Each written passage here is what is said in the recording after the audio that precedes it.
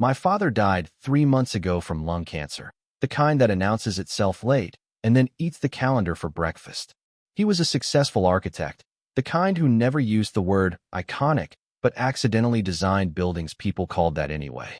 He measured his world in millimeters and daylight angles, and he could look at a plan and tell you how the winter sun would enter a room like a guest who always arrived 10 minutes early. We weren't best friends. There was history.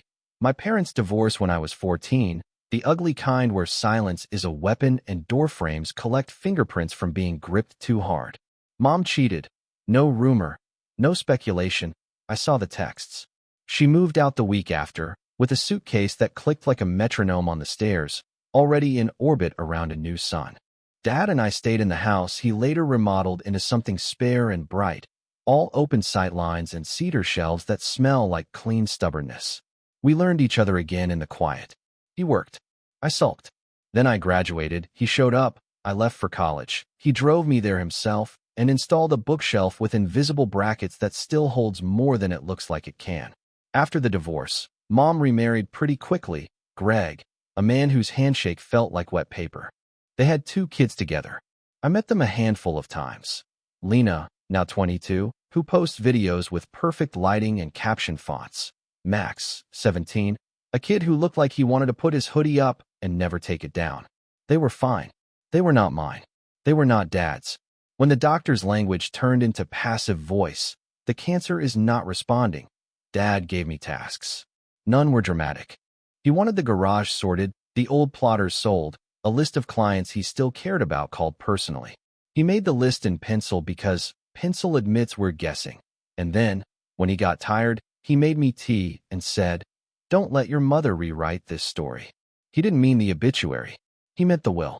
I sat in the attorney's office 2 weeks after the funeral. Slate carpet, a ficus with the dust wiped off each leaf, a pen like a weapon, and listened to a woman in a navy suit read words that sounded like a bell being rung in the next room. Everything to me. The house, the savings, the studio equipment, the royalties from the drawings licensed for textbooks, the boring investments he set up when I still believed coins at the bottom of a fountain could buy anything. I blinked like I'd just come up from underwater. Dad and I had fought over stupid things. My habit of leaving half-finished coffee mugs on banisters, his inability to attend a single school play without trying to improve the set design. But he'd left me everything. I told the lawyer this felt wrong. She looked at me with that professional kindness and said, "He gave reasons in the letter attached," and slid me an envelope with my name in his handwriting. The letter said what he would never have said out loud, that he'd failed me by staying with Mom too long, that he'd tried to hold a family together with thread and denial, that he wanted me to have a place that would not be taken away by anyone else's choices. It also said, in 2 short lines that hit like a gavel, that he wanted nothing he built to end up funding the stories that come after betrayal.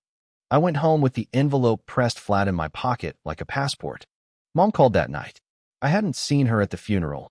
She claimed she didn't want to cause a scene, which was an interesting rebrand of a woman who'd once thrown a salad bowl at a wall because Dad mispronounced tagliatelle. Her number still showed up in my phone as Mom because I never changed it, the same way I never changed the default ringtone, some default grief I didn't know how to edit. "Sweetheart," she said, and the word came out syrupy, coating the air. "I've been so worried. How are you coping?" "Fine," I told her. She made sympathetic noises that sounded like someone patting a dog that isn't theirs. Then, too quickly, she asked about arrangements. Who had the keys? Whether the studio was accessible. It took less than 4 sentences for the orbit to reveal itself. "The will," she said, soft as a test balloon. "I assume your father. Well, he wouldn't have wanted to leave you with all that responsibility alone. We're a family, and your brother and sister. They're your children," I said, before I could make it gentler. Not his. A pause. A mood swing you could feel even over a phone tower. "They're your siblings," she said, polite like a blade. "I raised you, did I not? I put a roof over your head. If you tally." "You left," I said. It came out flatter than I expected. "Remember?" She sniffed, like insulted air. "I made a mistake. We all make mistakes. But family is larger than a mistake. Your father wouldn't." "My father wrote a will," I replied. "He left everything to me." Another pause, this one buzzing like an electrical fault. She said she would stop by tomorrow to talk in person, and I said that wouldn't be necessary, and she said nonsense, and that was when I remembered. She doesn't ask. She arrives. The next afternoon, she did, with a tin of store-bought cookies decanted into a glass jar to look homemade. She stepped into the house like an appraiser. Her eyes fanned across the light Dad had engineered into existence, the clean plane of the kitchen island, the framed sketch of a staircase he never got to build. She touched the banister with something like grief, something like greed. "I picked this stain," she said, which is objectively untrue. We sat at the oak table Dad sanded himself. She arranged the cookies between us like a peace offering, or a prop. Up close, she had the look of someone who believes she can outsmile any verdict. She asked about the funeral again, about whether people showed up for us. And then she pivoted. "Lena's been looking for an apartment," she said. "Her lease is ridiculous. And Max," she gave a laugh too lightweight for the sentence, "he does not want to go back to that school next year. Greg's been working so hard, but you know how the market is." She looked past me, at the hallway where the afternoon sun collects like a warm coin. "It would mean a lot to your family if we could all feel included. Your father's money, well, it's not really about money. It's about stability, about doing the right thing." I could hear Dad clearing his throat before a speech. "Don't let your mother rewrite this story." "Mom," I said, and there it was, the old word with newer edges. "This house is mine. Dad's will is clear." Her smile held. It was an architectural marvel. Of course," she said, hands up as if I'd accused her of theft instead of hinting at it. "No one is challenging that. But it's such a big house for one person, and we're all still grieving. And wouldn't it be healing to be together? Even just for a while?" She let the "for a while" stretch like dental floss between us. "The assets could be shared. You know, fairly. 3 ways, perhaps. Or 4, including me. I'm not a monster." She actually laughed at that. "4 ways," I repeated, because sometimes you have to hear an idea out loud to understand its shape. "So, me, your husband, and your 2 kids. The ones Dad never met. The ones who never called him Dad." "Don't be cruel," she said quickly, a reflex. "This is our family. You are being given an opportunity to heal old wounds. Your father wrote a will," I said again, "because he remembered those wounds." Her face shuddered. I watched something behind her eyes flip its sign from open to closed for renovation. She pushed the cookie jar away, like the ritual had failed her. "You're being stubborn," she said, like I'd refused to try a new hobby. "You always were your father's son. Cold. Calculating. You think money is love and love is an invoice." The words had the snap of something rehearsed in a mirror. I wanted to say so many things.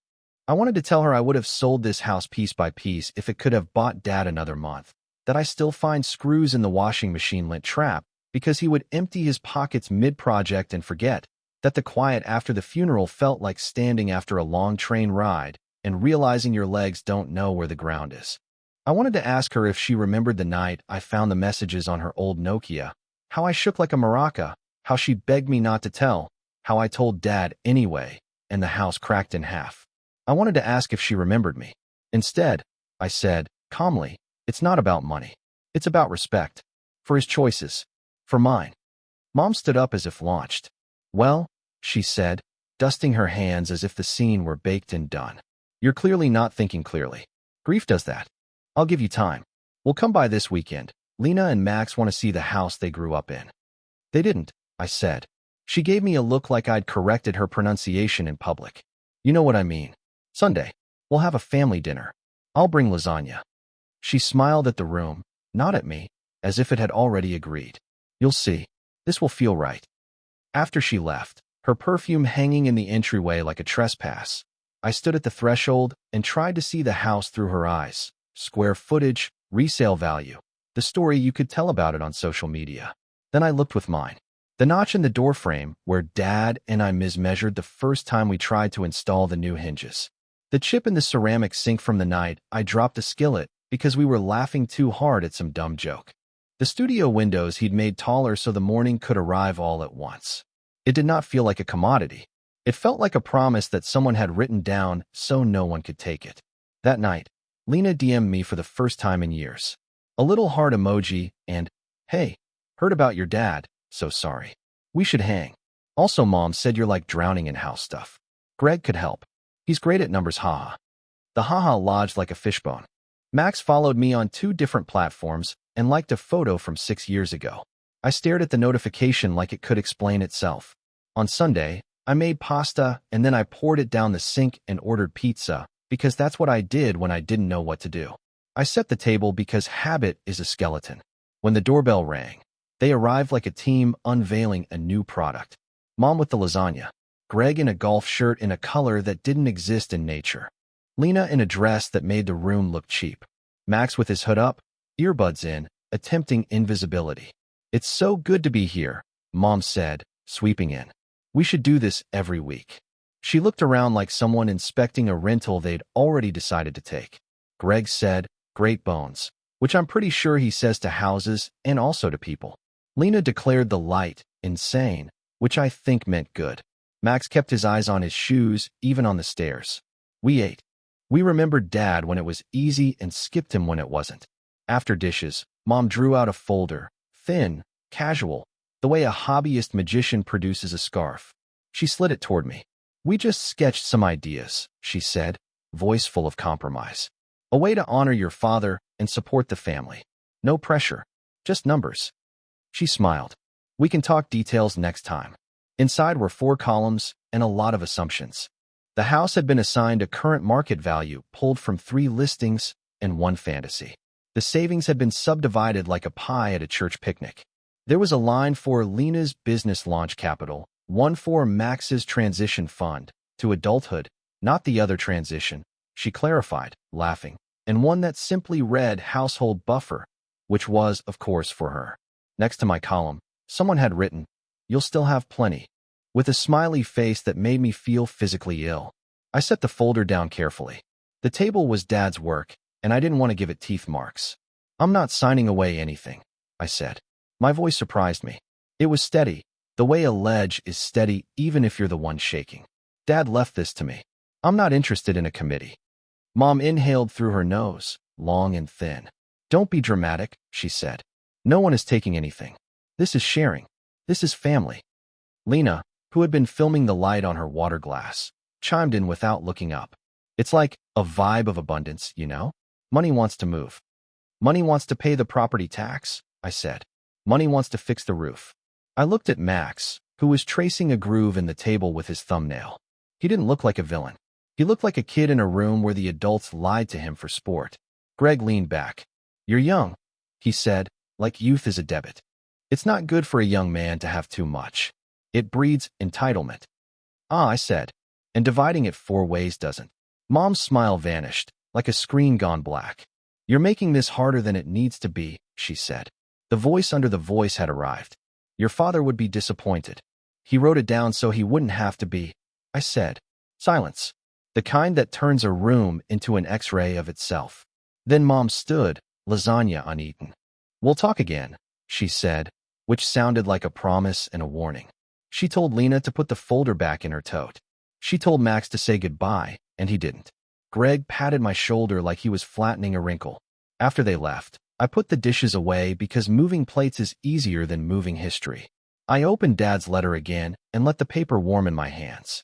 The house hummed the way old houses do when they settle at night, as if it were agreeing with itself. I didn't sleep. Around 2 a.m., I stood in the studio and watched the dark rearrange the room and thought about how grief feels like stealing from yourself and how anger feels like knocking on a door you own. When I finally lay down, my phone buzzed. A message from Mom. "We'll come by Wednesday with a notary, so it's simpler. Don't overthink. Red heart." I turned off the phone. I lay there, counting the seconds between breaths, and understood with an awful clarity that this was not going to be a conversation. It was going to be a campaign. Throwaway still. Not legal advice, just a mess. Wednesday came like a weather system. At 10:01 a.m., my doorbell performed a 4-person chorus. Mom, Greg, Lena, and Max. Behind them stood a 5th, a woman with a hard briefcase and a harder smile. "This is Marta," Mom said brightly, breezing in before invitation could catch up. "She's a mobile notary. So easy." Marta gave me a nod reserved for people who had already agreed. "We'll be quick," she promised, snapping her case open at the dining table like a surgeon revealing instruments. "I didn't agree," I said. Mom's face didn't flinch. Of course not, she cooed, already placing papers in tidy stacks. We're discussing. But if clarity arrives, why not be efficient? Greg leaned his elbows on the chair back like he owned the posture. This is just to streamline things, he said. No pressure. Lena wandered toward the studio and held her phone up to catch the light, mouth parted in the universal influencer expression of about to announce. Max skulked near the staircase, eyes greedy and embarrassed at the same time. The way you look at a birthday cake you haven't been told is yours. Out, I said, not loudly, just decisively. Everyone out of the studio, out of the house unless you're invited, which you're not. Mom clicked her tongue. Honey, family. Boundaries, I said. There are silences, and then there are silences with a pulse. This one had a visible heartbeat. Marta closed the case, one professional decision I appreciated. Why don't I wait in the car? She said, already pivoting. Call me if you need me. When the door shut behind her, Mom adjusted her earrings, which I recognized as the ones she wore when she planned to cry about something she'd chosen. You're being so cold, she said, voice dipped in pity. You're grieving. You're defensive. I understand. But we simply can't pretend your father intended to isolate you with this burden. His letter used the word protect, I said. I didn't pull it out. I didn't need to. It lived in my head, underlined. Greg laughed, a single syllable made of laminate. Men think they're protecting when they're controlling. Oh, I said. Is that your field? Consulting, he said, as if that answered any question in the world. Lena drifted back in, all hair and angles. Mom, the light is actually unreal. Can I do a quick house tour? People love legacy content. This isn't content, I said. It's a home, Mom corrected, widening her eyes like a preschool teacher. Our home. The word "our" hit like a thrown fork. No, I said, crisp. It's mine. We're done today? Fine, Mom said, gathering papers with offended grace. We'll give you space. But, she smiled, we're doing family dinner on Sunday again. We'll bring a few things to make it feel more like a home base. Do not bring anything, I said. There's no we moving into my house. She carried the folder toward the door. We'll talk. I'm not giving up on us, she said, like us were a couch on layaway. Thursday I got a text from an unknown number that turned out to be a group chat titled Our Family Healing Journey. The members were Mom, Greg, me, Lena, and Max. The avatar was a stock photo of sunlight through trees. The first message was Mom's. This is where we'll coordinate dinners, chores, schedules, etc. Let's be intentional. Folded hands.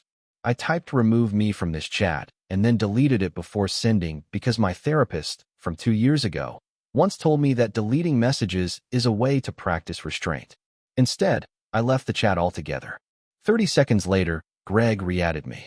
Greg, we can't build without communication, champ. Me, do not add me again.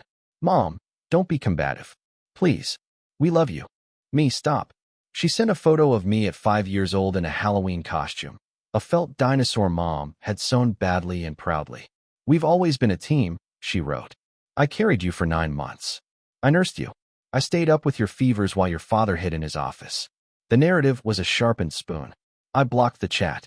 10 minutes later, Lena DM'd me with a screenshot of a Google spreadsheet titled House Contribution Plan, Draft. It had tabs. It had color coding. It had a line item labeled Emotional Labor, Mom, with a number that made me snort in a way that wasn't laughter. You don't have to be weird about this, she wrote. Community is sexy right now. People love a blended family arc. If you leaned into it, you could actually grow your reach. I typed and erased 3 responses. I settled on, please stop filming in my house. OMG, no one is filming. Chill. It's just B-roll. Saturday afternoon, I came home from getting groceries to find a stack of plastic bins on the porch, each labeled in Lena's handwriting. Linens, seasonal, kitchen, open first. Greg's SUV idled at the curb. Max sat on the top step, knees to chest, performing apathy. What is this? I asked. Staging, Mom chirped, appearing from behind a hedge with a tape measure. It's easier for everyone if we start blending lives. Think of it as a trial period. My hands went cold. Move these now? Greg gestured at the entry like a game show model. We can put the linens in the hall closet. Efficient. Here's what's efficient, I said, voice staying in its lane. You get back in your car. You take your boxes. You never leave anything here without my permission again. Mom scared.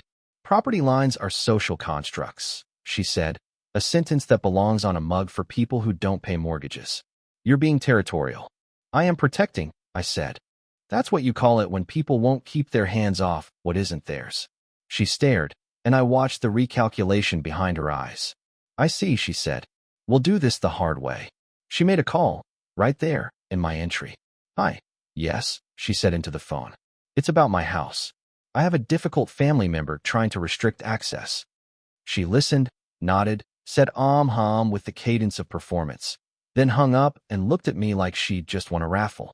I spoke with someone, she said, and you're going to feel very silly when you understand how this works. Greg popped a bin lid and pulled out a stack of dish towels with peonies on them. These will brighten the kitchen. I stepped between him and the kitchen. Touch any cabinet, and I call the police. Max, who had been noncommittal personified, blinked. Mom, he said, voice suddenly 14.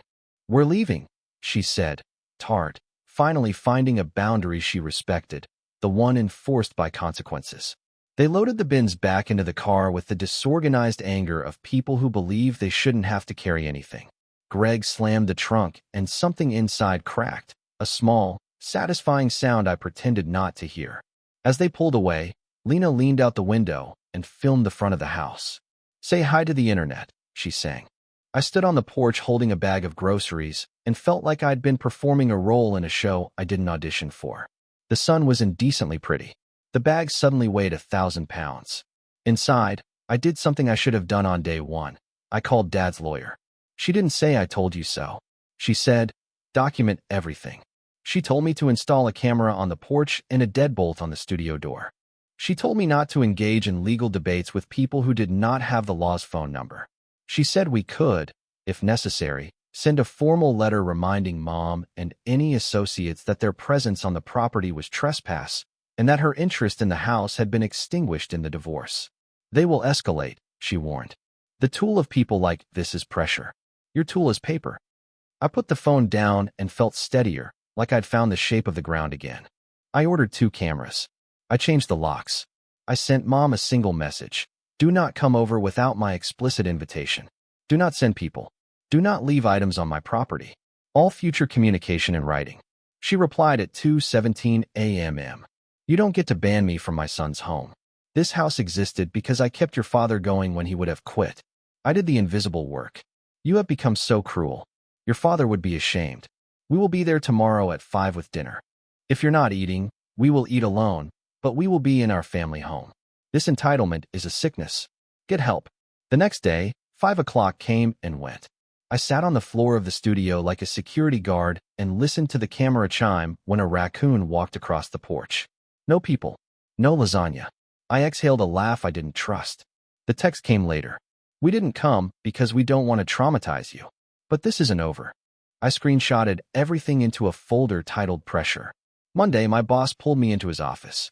You okay? He asked gently. You've been elsewhere. I told him the truth in the bad Cliff Notes version. He nodded like a man who had been through a hurricane and didn't bother labeling which one. Take a few days, he said. And, if you ever need a spare couch, we have 3. My wife buys them at estate sales like they're endangered. On the way home, I noticed a car tailing me for several blocks. Paranoia makes an intern of coincidence. At a red light, I looked. It was Lena, sunglasses on despite the January sky, phone mounted on her dash. She made a little finger gun gesture when she saw me notice.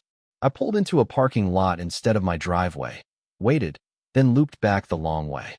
At home, I checked the porch camera. At 3:42 p.m., a bouquet had been left at the door, along with a paper bag labeled for our pantry that contained quinoa, nutritional yeast, and a note. We're gluten-free now. You'll feel better. I put the bag in the trunk of my car and dropped it at a community fridge on my way to the hardware store to buy another lock.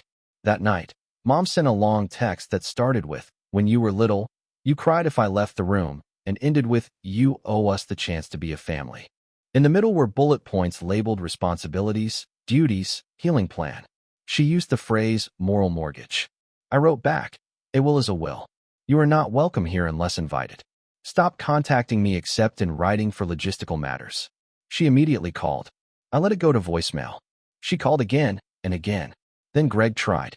Then Lena. My phone became a hive. Finally, Max texted alone. I don't know what Mom is doing. Sorry. She says you'll understand later. I didn't ask for any of this. I also didn't ask to come over.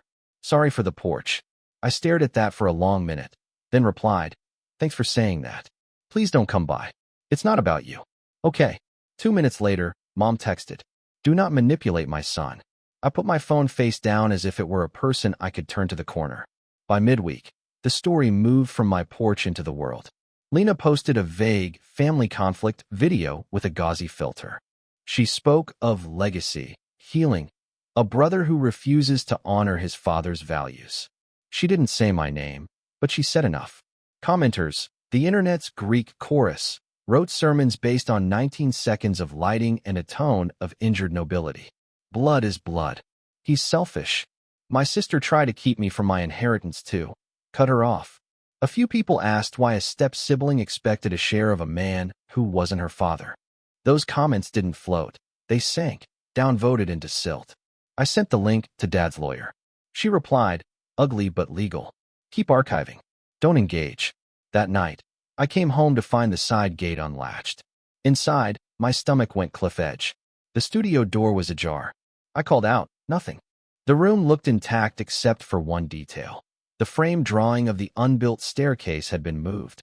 Its nail naked in the wall, the frame leaning against the drafting table with a note propped between glass and mat. This will look better at Mom's. She always loved this one. Don't be weird. My hands shook. I checked the camera log. At 2:11 p.m., Max walked into the yard with Lena. At 2:14, Max stood outside the studio door while Lena jimmied it with something. At 2:16, they slipped inside, heads down, amateurs. At 2:22, they left, empty-handed but triumphant in the way of people who believed a message counted as a deed. I forwarded the clips to the lawyer and printed them because paper weighs more than pixels. Then I used the drill Dad taught me to use and installed the second deadbolt. Mom called at 9:30. I answered because fury had boiled into a colder element. They broke into the studio, I said. Don't be dramatic, she replied immediately. A door was unlocked. We were reclaiming a piece of family history that belongs to all of us. It doesn't, I said. If you enter my property again without permission, I will call the police. If you take anything, I will press charges. That's your line in the sand? She asked, incredulous. Police? Thieves? Over a drawing? I made that drawing possible with 30 years of emotional labor and poor sleep schedules. You think architects create in a vacuum? Who did he bounce ideas off at the beginning? Me. I built the scaffolding of his genius. You don't argue with theology. This is your last warning, I said, and hung up. At midnight, she wrote, you don't get to threaten me with police in the house I raised you in. If you want to go the legal route, we can go the legal route. Greg has contacts. You're not the only one who can hire a lawyer. I recognized the shift. We had left the land of casseroles and entered the country of claims. 2 days later, an envelope arrived via certified mail. Inside was a letter on a letterhead that looked like it had been ordered from a website with affordable in its URL. It alleged that Mom retained equitable interests in the property due to historic contributions, improvements, and ongoing familial obligations, and that her adult children, as members of the family unit, had reasonable expectation of support. It demanded immediate negotiation toward an equitable distribution and recommended that I vacate the premises during discussions to avoid inflaming matters. It was lawyer cosplay, but cosplay can be convincing from a distance. Dad's lawyer called it a balloon animal shaped like a threat. She drafted a response that was not a balloon animal, a clear, footnoted, professionally unimpressed letter citing the divorce decree, the property deeds, the will, in case law so boring it should have been illegal. It concluded, any further trespass or attempts at self-help will be met with legal action. I wanted to frame that sentence. We sent it. The quiet that followed lasted 39 hours. On the 40th, my porch camera pinged. Mom, alone, face arranged into a sculpture of maternal disappointment. She stood in the lens and spoke not to me, but to the future audience of any court. I am here to see my son and to see the home I created, she said, loudly enough that the microphone's waveform fattened. I am being denied entry for no reason. I opened the door and didn't invite her in. You've been given the reasons in writing, I said. Leave. She peered past me like a neighbor checking for cats. Is the studio locked? She asked, with faux-curious malice. Goodbye, Mom. She stepped closer, the perfume of her 20s arriving before she did. You are going to regret turning your back on your family, she said, voice low now private. You owe us. That house stands on the bones of my youth. I'm not a tomb raider, I said. I'm a son honoring his father. She flinched, then straightened. Your father was not a saint, she said. He liked being worshipped. He liked clean lines and honesty. I said. You gave him one. She turned, descending the porch steps with a posture that said she was being watched by whoever mattered to her most. At the bottom, she looked up. Sunday, she said. We're coming for dinner. You can cook or not. We'll bring keys. You don't have keys, I said. She smiled in a way that told me I would be checking all the windows. We'll see. When she was gone, I locked every lock twice. I slept in the studio with Dad's letter under my pillow like a talisman, ridiculous and necessary. In the morning, I made a list titled What I Can Control and started it with document and brief. At noon, Max texted again. She's getting worse. Sorry. Thanks for telling me, I wrote. Please don't let her take you down with her. I won't come by again. I swear.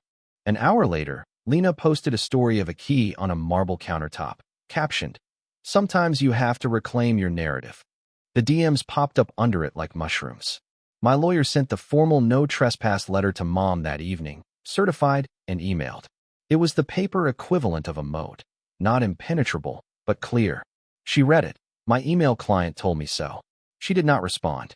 Instead, she called my aunt, her sister, and enlisted her as emissary. Aunt Nancy rang the bell at 7, holding a casserole like a white flag. She's herself, Nancy said, by way of greeting. She hears no, and translates it as, try a different door. I'm not here to take sides. I'm here to tell you she'll keep knocking until the hinges come off. I have extra screws, I said, unexpected humor doing its small mercies. She'll bring a crowbar, Nancy said, not joking. We ate on the porch in the early dark and shared a silence that felt like companionship instead of a stalemate. Nancy left with the casserole dish and a promise to attempt the impossible, which I understood to mean, try to make your mother recognize another person's boundary is real. At 10:42 p.m., Mom texted, We'll do this my way, or we'll do this the hard way. Your call. See you Sunday. I put my phone down and walked the perimeter of the house in my socks, the grass wet, the air insisting on its own temperature. Somewhere a dog barked, uninterested in human inheritance. Inside, I sat at Dad's drafting table and tried to draw a line. Not a metaphorical one. A line. Pencil, paper, a straight edge. The first came out wobbly. The second was better. On the third, try the graphite skated true, a clean edge from one point to another. I labeled one end then, and the other now, and let the middle be the part one still had to cross. Throwaway still. Not legal advice. Sunday, 5 p.m. They arrived like a film crew. Mom, Greg, Lena, Max, and a locksmith. He knelt to pop my deadbolt until I cracked the door and said, Touch that lock and you're part of a crime. He backed away fast. Mom faced the porch camera and performed. I'm entering my home peacefully. My son is in crisis.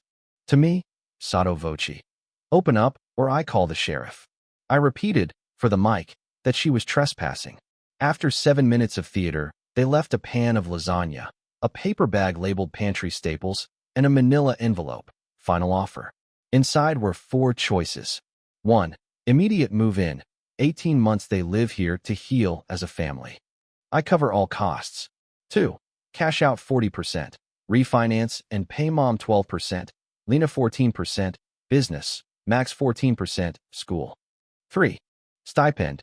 $2,500 per month to the family unit. Adjusted annually. Managed by Greg. 4. Sell and split. List the house and divide proceeds for the marital foundation. Pink highlight at the bottom. Last generous version. Court and eviction next. 72-hour deadline. I scanned it to Dad's lawyer. Her reply, legally laughable, behaviorally alarming. Document everything. Do not meet inside the house. By Monday, the pressure campaign went wide. The neighborhood association left a chirpy voicemail about overgrown shrubs, not night traffic, also not, and a reminder that this is a community, not a fortress. HR forwarded 2 anonymous complaints accusing me of being unsafe to women of color at a work event I hadn't attended. My bank flagged a login attempt. The utility company texted a bogus service termination. An email from property management, family home, attached a fake 10-day notice to vacate. I laughed, then archived it all. Aunt Nancy called it what it was, cruelty. She promised to keep Max out of the blast radius if she could.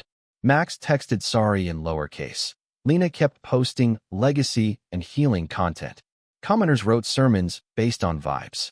Mom demanded we talk like adults at a neutral spot. I picked a coffee shop with good sight lines and a manager who knows me. She arrived in her grief costume, ordered a latte she didn't touch, and slid a thicker envelope toward me. Legal package, she said. We'll file for equitable interest, a lease pendens, constructive trust. We'll cloud your title until you cooperate. You can't file a lease pendens without a real case, I said. Then we'll have a case, she snapped, pleased with the line. Then the threats, tidy and explicit. Call the city for code violations until they know your coffee order. Call my boss and explain, I'm unsafe, organize pickets, spin a story that my father was cold and I learned it from him. Sign by Friday, she said, or I make your life unbearable. You don't get to evict me from my life, I told her. Dad wrote the will because you rewrote everything else. You'll break, she said softly. You want to be liked. You want me to like you. I already did my share, I said. I shared my room with your tears, my time with your new husband's schedule, my reputation when the fights became gossip. The house is the one thing I don't have to share. She stood. You'll be alone when this is over. I've been practicing. Back home, code enforcement actually came, 2 polite guys with clipboards who apologized before measuring my already trim hedge. We got 6 calls, one said. Document. HR logged the complaints and added, we're not idiots. Dad's lawyer drafted a clean, footnoted no trespass/cease interference letter and warned an injunction was next if this continued. I asked her one more question. One-party consent state? She texted back, yes. Record. So I charged Dad's old pocket recorder and cleared space on my phone.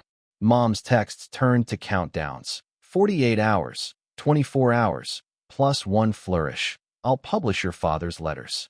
Dad wrote 2 letters in his life. One to me, one to a non-paying client. She didn't have anything. She had a bluff. Friday at 5, another porch photo caption soon. I ignored it, ate frozen pizza, and set an alarm for Saturday.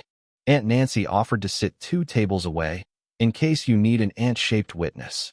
Saturday noon, same coffee shop. I took the middle table, best audio, tested both recorders. One in my jacket, one in my pocket.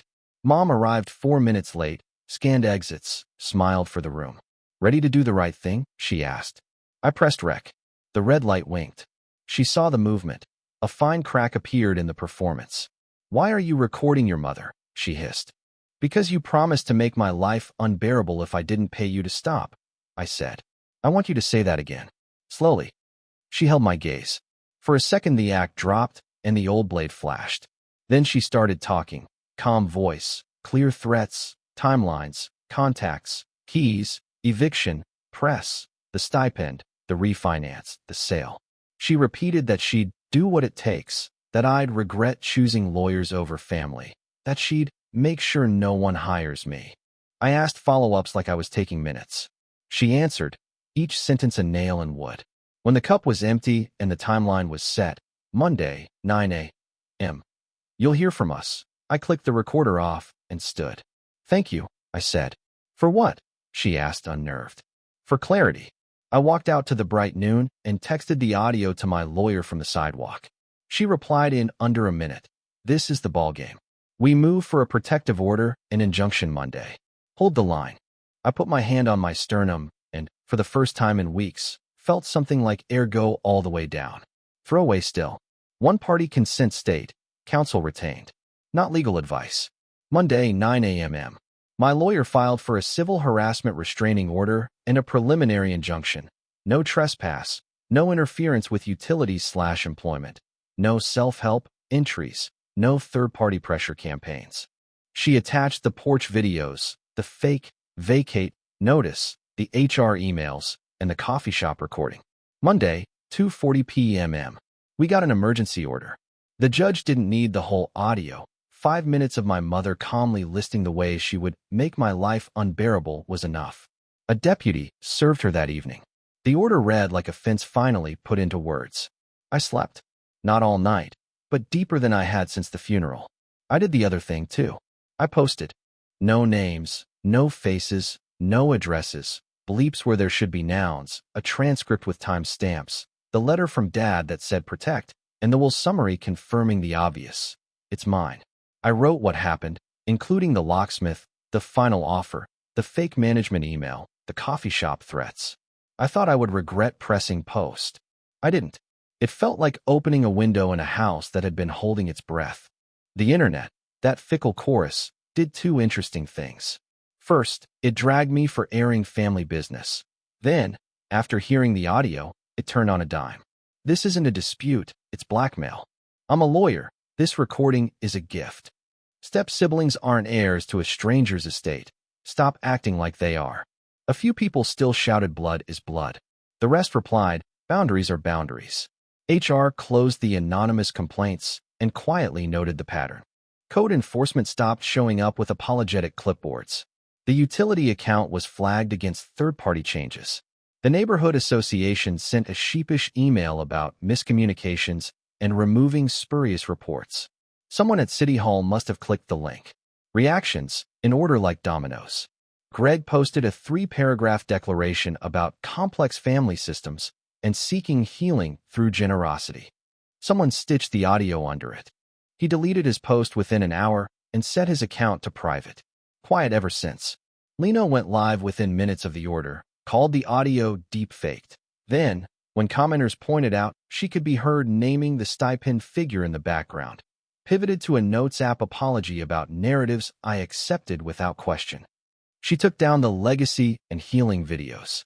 2 days later, she posted a Get Ready With Me titled Consequences Are a Growth Opportunity. Fine. Growth is growth. Max texted me, I'm so sorry, and then, braver, can I stay with Aunt Nancy for a bit?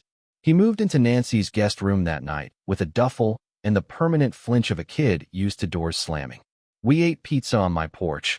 I told him he didn't owe me a performance, only honesty. He said, eyes on the floorboards, I thought adults knew the rules. Turns out they just know how to make them up. I said, that's why you learn yours early. Mom recorded a sobbing video in her car about a son turning the law against his mother, claimed the order was a clerical mistake, and promised an appeal. Then her lawyer, an actual one this time, advised her to stop talking. The car videos ceased. The text stopped. Silence, the real kind, not strategy, arrived. A week later, Mom's counsel proposed a global mutual walkaway.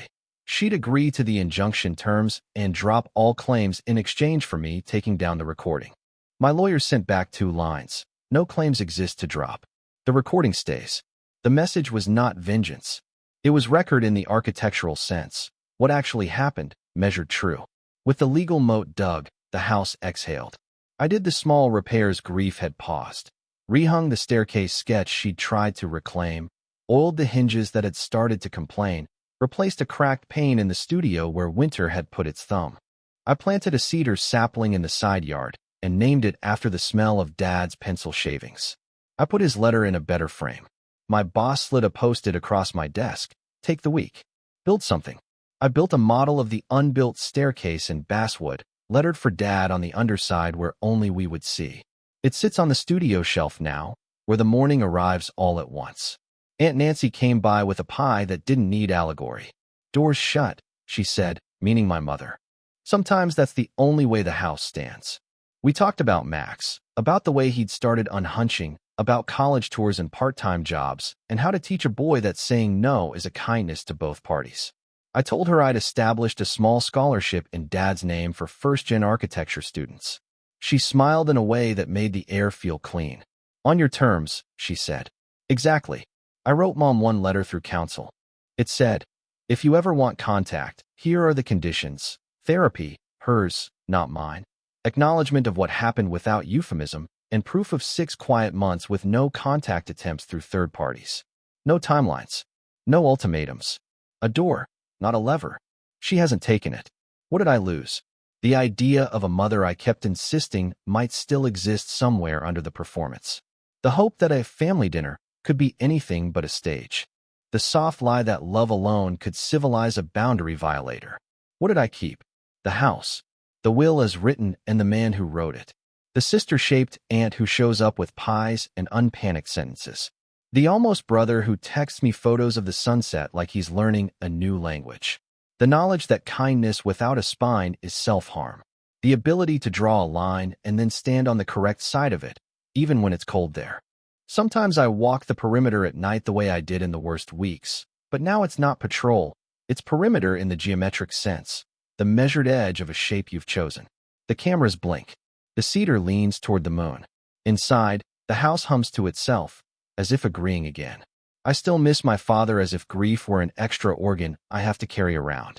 But I also hear him, the practical part of him, whenever I lock the studio and turn off the light. Don't let your mother rewrite this story. I didn't. I wrote it down. I pressed rec. I made a record in every meaning of the word.